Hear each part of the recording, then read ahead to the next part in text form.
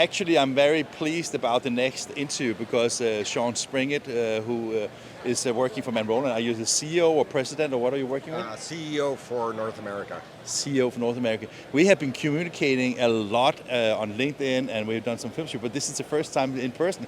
Great to see you, Sean. It's great to meet you as well, Martin. It's fantastic. Yeah. And I mean, you're here, and I mean, Graphics Canada, I didn't expect you to be here actually, and then you're here. Yes. Well, I'm actually Canadian, so believe it or not, from this show, I only live 45 minutes away, so I wouldn't miss it for the world.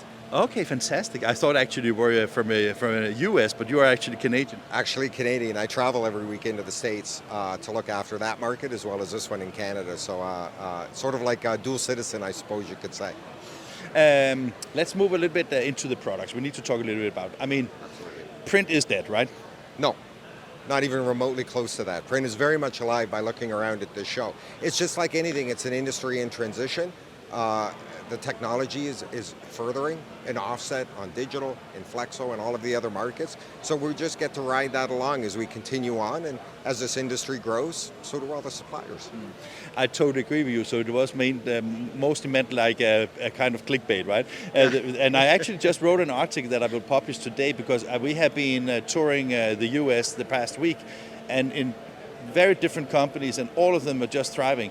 So when you go and see customers, is that also what you see? I mean, because I think manroland is, of course, very well known, but it's also a company that have been through some turmoils during the past 10 years, right? Yeah, it has. We've had our moments, but the what we're seeing now traditionally in the market, U.S., Canada, globally, Europe, Eastern, Western, all of these markets, China the same, which has always stereotypically always been an expanding market of epic proportion in comparison to the rest of the world, is that everybody is still growing. It's just, you know, the transition for the packaging side, we're in a cyclical business. As you know, digital grows this way, then packaging grows this way, commercial grows this way.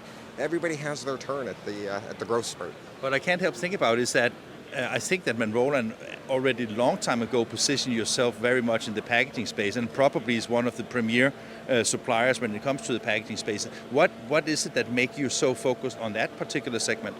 Our particular product line for the manroland sheet-fed presses are essentially, our roots have always been in the packaging side. Our product is built and designed with that as a complement to it, as well as it has been for commercial. Also, that's also been in our roots, don't get me wrong, but stereotypically, the lion's share of our market that we best serve is the packaging side. Yeah, and both with the Revolution 700 and 900 series, I mean, you continue to invest in that market, right? Yeah, we do. We continue to invest in it. Our machines get more and more complicated in regards to the capabilities for all of the embellishments that can be added into the marketplace.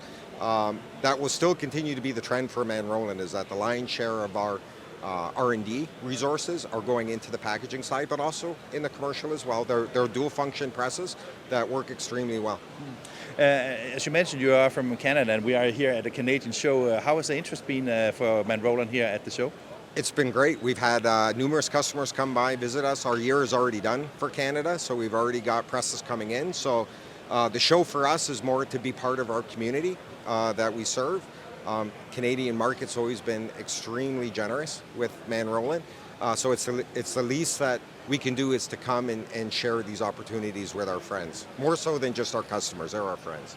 Of course, that is. I think that is kind of the trend in the industry, that the long-term relationship you have with customers, it almost gets friends, right? Yeah, this is a business of relationships. At least in my point of view, I can't speak for everyone, but from my point of view, this is a business of relationships. And the relationships that are forged, I mean, we've had business with customers 15, 20, 25 years. So it's critically important that as a group together, we support each other. For a customer to support a vendor, and a vendor to support a customer client. Maybe it's a little bit of a critical question, but I'm a little bit curious because as being responsible for North America, do you, when you talk to your shareholders at Langley Holding, I mean, do you dare to still predict growth in the market? Yeah, we do, absolutely. Langley, it's a private company. He didn't buy it for sport. We're here to make money. So there's always growth requirements. You know, I'm happy to report that from North America's point of view, again, not going to speak for the other markets, but from North America's point of view, we've consistently had growth. We've consistently made our numbers. The Langley shareholders very pleased with manroland's performance, and we're extremely happy to be part of that group. And we are extremely happy that we are allowed to document some of your stories. So thank you very much for that as well. Morton, thank you for stopping by. Much appreciated. It's great to see you. Good to see you too. All right. Thank you. Thank you.